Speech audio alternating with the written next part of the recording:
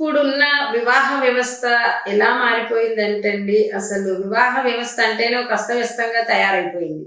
ఆ పేరెంట్స్ ఏం ఆలోచిస్తున్నారో అర్థం కావట్లేదు. పిల్లలకి మనకు ప్రభుత్వాలే ఒక 21 సంవత్సరాల అమ్మాయికి 24, 25 అబ్బాయికి అని పెట్టారు. కానీ అమ్మాయిలకి 24 మొదలు పెట్టుకొని 30 ఏళ్ళు వచ్చినా అమ్మాయిలకి పెళ్లిళ్ళకి మాట ఎత్తట్లేదు పేరెంట్స్.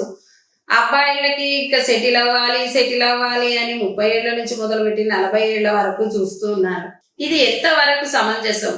ఆరోగ్య రీత్యా గాని మీరు పిల్లలు 35 ఏళ్ల తర్వాత ఆడపిల్ల పెళ్లి చేసుకొని, అబ్బాయి 40 ఏళ్ల తర్వాత పెళ్లిళ్ళు చేసుకొని, ఇప్పుడు వీళ్ళు సంతానాన్ని పిల్లల్ని కనడం ఎప్పుడు, వాళ్ళని పోషించడం ఎప్పుడు? అసలు ఎంతో మంది పెద్ద పెద్ద మహానుభావులు, పాపం చాగంటి గారు లాంటి వారు, గరికపాటి లాంటి వారు ఎంతో మంది ఎన్నో వాళ్ళ ప్రవచనాల ద్వారా చెప్తూనే ఉన్నారు. వివాహ వ్యవస్థకు ఒక అర్థం చెప్తున్నారు. ఏ వయసులో పెళ్లిళ్ళు చేసుకోవాలి, వాళ్ళు ఎలా ఉండాలి అని వాళ్ళు ఎంత చెప్తున్నా కూడా ఎవ్వరు ఈ మాటలు వినకుండా వివాహ వ్యవస్థను మాత్రం అస్తవ్యస్తం చేస్తున్నారండి. ఇది మన పేరెంట్స్ లో మార్పు రావాలి, ప్రభుత్వాల నుంచి కూడా మార్పు రావాలండి. ఈ మార్పు మాత్రం ఖచ్చితంగా ప్రభుత్వాల నుంచి రావాలని నేను కోరుకుంటున్నాను.